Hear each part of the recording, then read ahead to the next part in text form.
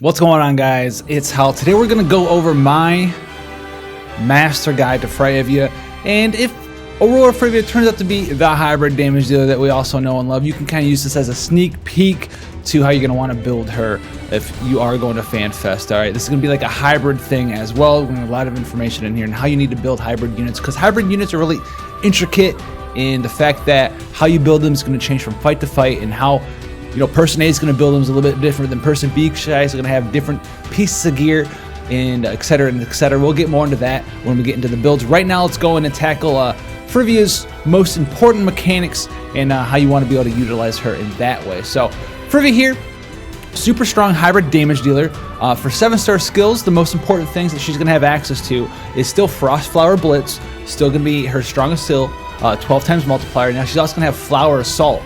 So Flower Assault's going to be 12 times multiplier as well. Flower Assault's hybrid damage to one enemy, Octaslash, Chaining Family, 12 times multiplier. No innate elements associated with Flower Assault. Now Frost Flower Blitz is also 12 times multiplier and is already ice innate hybrid damage. So you don't have to worry about some sort of imbue or whatever weapon type you're using for Frost Flower Blitz. But you also are always going to be using at least some sort of ice damage when you're using Frostfire Blitz. And then after you have Frostfire Blitz plus 2, it's going to be 75% ice resistance down. And it's going to be the much beloved Divine Ruination Chaining Frame family. She's got 2 major Chaining Frame families. Divine Ruination first and foremost, and then Octaslash on the side. Now, after that, she gains access to Saber Arts as a passive, which allows her to dual cast her offensive skills and in guard 2 times in 1 turn, which is actually huge. When she first came out, no one expected her to be able to actually cast in guard when we were data mining her, as well as another skill in the same turn. In guard, and why it's so big and such a big deal, you can dual cast it. It's a 7-turn cooldown available on turn 1. It increases both your attack and your magic by 200% for 3 turns of the caster, which is absolutely massive because Fryevia is a hybrid damage dealer. She can benefit greatly from both of those buffs. It removes all of her attack, defense, magic, and spirit breaks. That's cool. You can use it in the middle of the fight. Gives her some nice MP refresh, 150 flat over time, and a 0.75 spirit modifier over time as well. She gets a lot of MP refresh back. And then she gains Saber Mastery for 3 turns as well, which lets her triple cast offensive skills. Alright, so that's super awesome there. Now the Saber Mastery for 3 turns, as always, counts the turn you actually use in guard, even though you don't gain access to the actual ability to use Saber Mastery if you've already used the skill that turn. So you get Saber Mastery basically for 2 turns there, which is still insane. And then she gets Frost Repose, which is a 3-turn cooldown available on turn 3. Hybrid damage, ice hybrid damage, 21 times multiplier to 1 enemy, with a defense and spirit bonus of 150% for 3 turns of the caster. Not that big of a deal, but really that 21 times multiplier is a single target, single hit skill, so you can chain finish with your Frost Repose after Frostfire Blitz or your Flower Assault. So that's her mainstay thing there. And then her Limit Burst is something we need to talk about because it's Ice Prison. Ice hybrid damage, 24.8 times multiplier to all enemies, 4-hit skill. It's severely backloaded a lot of the damage on that last hit, but you should be able to get them all in anyway.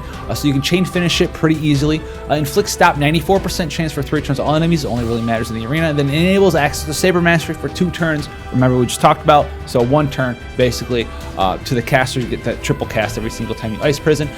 Just like A2, if you've seen the A2 Master Guide, Fryevia is going to be your chaining damage dealer for the vast majority of your team comps. She's going to have Frost Flower, she's going to Octaslash with her Ice, whatever it's called, the new move that we just went over, and she's going to be your chainer. Now, when it's time for them to Ice Prison, if you're using 2 Fryevia, which why not? Let's just use 2 Fryevia. She's going to want to Ice Prison, okay, and you can't really chain it that well. It'll chain, break the chain, and then chain. And not really the greatest thing ever there. You're not going to get the most amount of damage. So what you can do, just like with A2, is you can maximize that, build the team around getting the most out of Fryevia every single turn, and bring like a tank healer or 2 supports who can build a chain, whether it be like Zargobath with Octaslash Chaining Family and someone else, or someone with a pod or 2 pods, or a Victor and a Lauren or something. So you can chain finish your Ice Prison. All of a sudden, instead of doing 2 raw dog hits, basically, as I like to call them, for 24.8 times multiplier, you can chain finish both your Fryevia's Limit Burst, and they'll be doing 100 times multiplier just about each. So it's like a 200 times multiplier instead of like a 50 times multiplier. Quadruple the damage, thank you, chain bonuses. So that's super awesome there. It's something you might want to think about when building a team comp around Fryevia. Outside of that, she doesn't need a lot of support. She works with a lot of Divine Ruination chaining families. She does have the double cast, she does have the triple cast, so she can work well with Hio and stuff if you make the match elements. But her best family, her best friend's always going to be another Fryevia because they follow the same exact rotation all of the time, right? When Hio is using his cooldown skill to unlock triple cast, Fryevia is still doing damage that turn because she can dual cast her cooldown skill and guard. She can dual cast and guard in a damage skill. Hio can't do that, but another Fryevia can. That's why every single unit in the game, their best friend is always a dupe unit because the dupe unit will always follow the same rotation 100% of the time. Okay, so getting into that, let's go into the builds here for you guys. Some exciting stuff to be talking about. As always, guys, with the build, we're going to be using FFBE Equip. Super awesome site. Check it out. Use it. Love it all the time.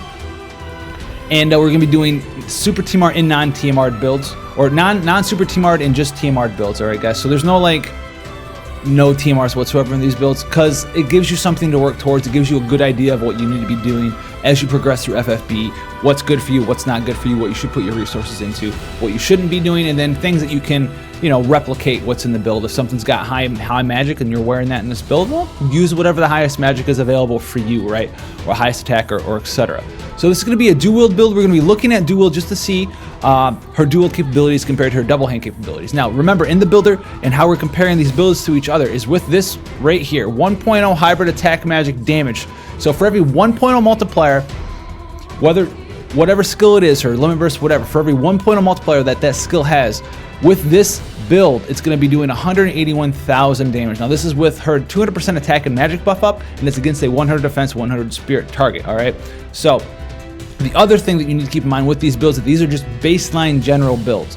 The thing that you want to be doing with your hybrid damage dealers, you want to build them to take advantage of the hybrid formula, allowing you to maximize your attack, maximize your magic, depending on what the stats on the opponent is. If this was a really low spirit monster, you'd want to stack as much magic as possible. If it's a really low defense, high spirit monster, you'd want to stack as much attack as possible. And then on top of that, your best build is going to be dictated not only by the monster, but it's going to be dictated by your gear, guys. So keep that in mind as we go through here. And then there's going to be one small caveat we'll talk about at the end. So Fryevia's Needle, Fryevia Needle. We're talking about this build, no Super TMRs, Royal Crown, Lodi's Robe, Double Ring of Lucii, Nature Loving Spellblade, Nature Loving Spellblade, Nature Loving Spellblade, Adventurer 5. Okay, so for this build is going to have nearly equivalent attack and magic. That's something that you actually don't want to aim for. You never want to try to make your attack and magic the same. But the dual build always ends up that way with this. We'll talk about that at the end as to why you don't want to do that. Now, Fryevia Needle, Royal Crown, all that stuff, super awesome there. You can take out one of these for a killer in the materia slot at some point. She's at 410% attack, 430% magic, 181,676 damage per multiplier. And remember, that number when you're dueling is already factoring in the fact that you're hitting 2 times.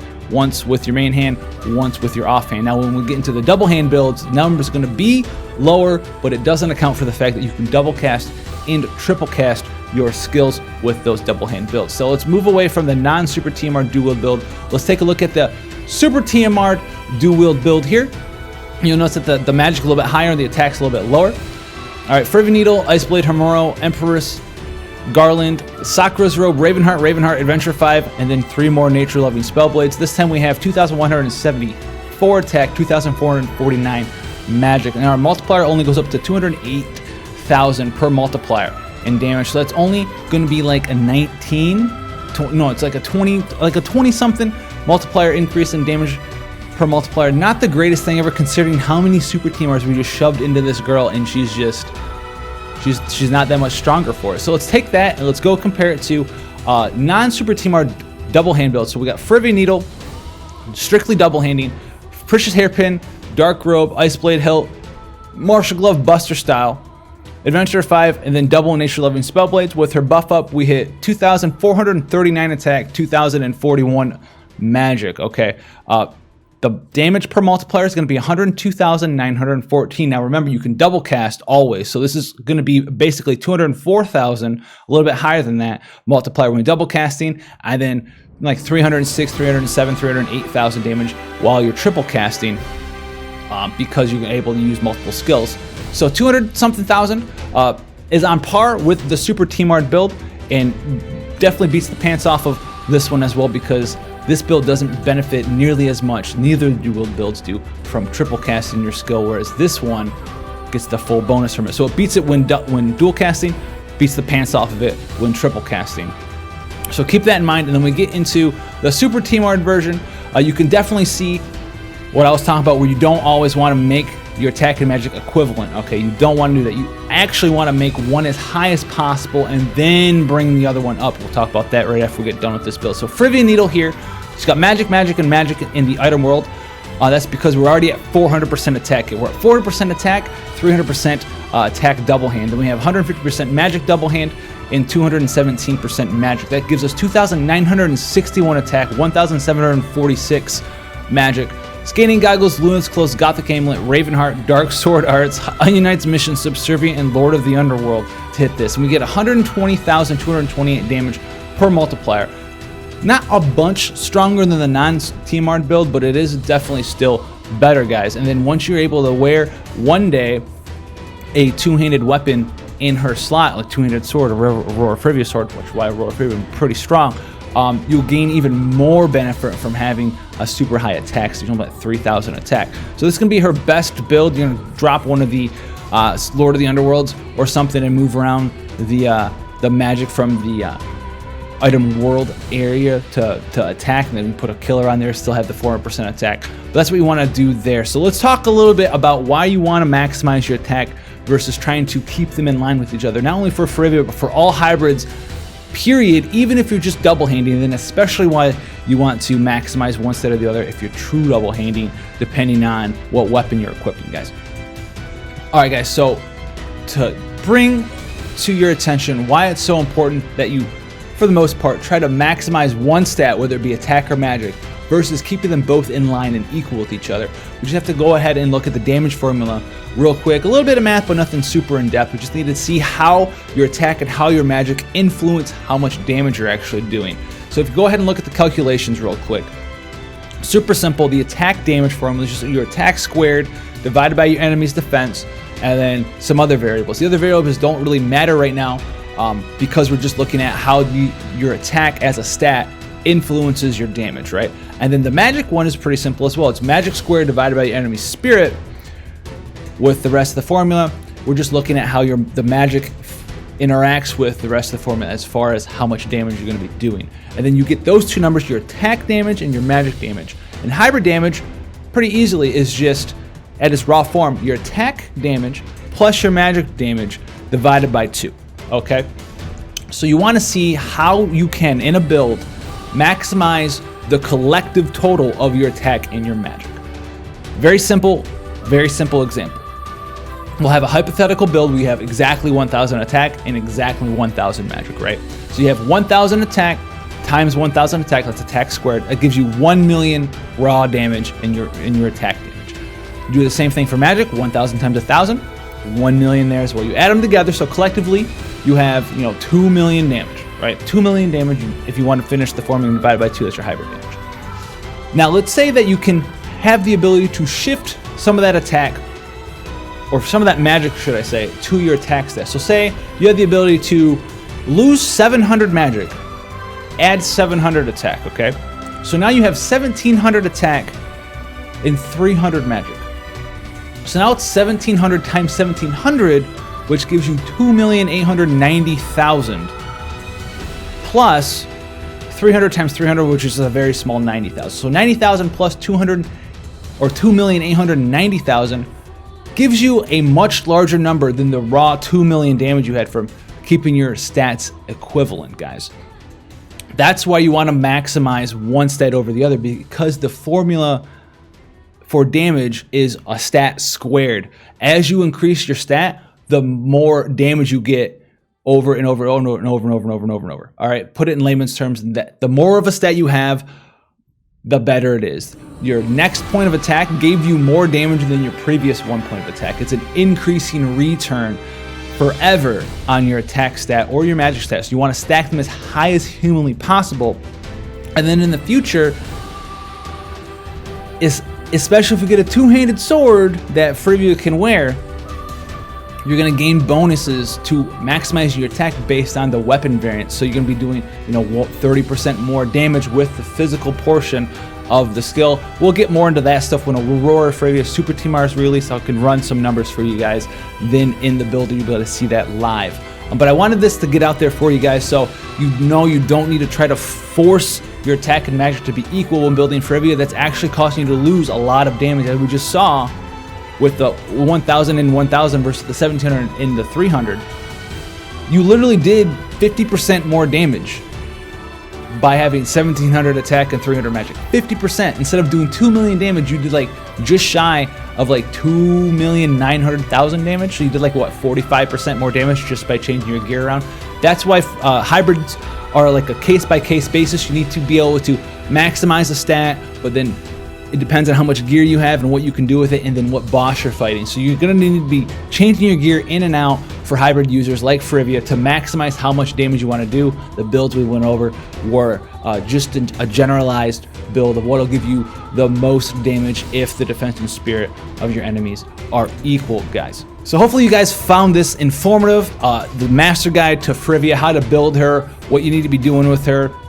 Doesn't really require any sort of outside partners. You want to maximize her damage, have someone build a chain so you can chain finish or limit burst down there, get a bunch more damage that way. Maybe you guys didn't know about maximizing one stat over the other. Maybe you can maximize your magic over your attack, right? Maybe you can maximize your attack over your magic. Go ahead. The links for these builds will be in the description below.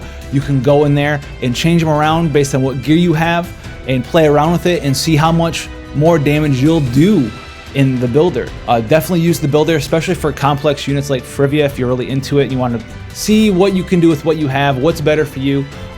Maybe you are randomly ending up at exactly equal attack and magic. Maybe that's just the gear you have, and that's totally fine. But you'll know where to progress towards and what to look for as far as gear is concerned in the future when trying to maximize the damage from a hybrid unit like Fryevia, like Aurora Fryevia, like Kurasame, Kunshira, all of those different units. So hopefully this found you guys on the internet out there. If you want to see more stuff like this, go ahead and hit that subscribe button, share it with your friends, all that fun stuff. We're over at FanFesta, pre-recorded this stuff. I'm sure I'll have some sort of sneak peek on something or a VOD or something for you guys as well. Look forward to more content coming out. Leave a comment down below what you've been interested in so far, and I'll see you guys when I get back and in the next one.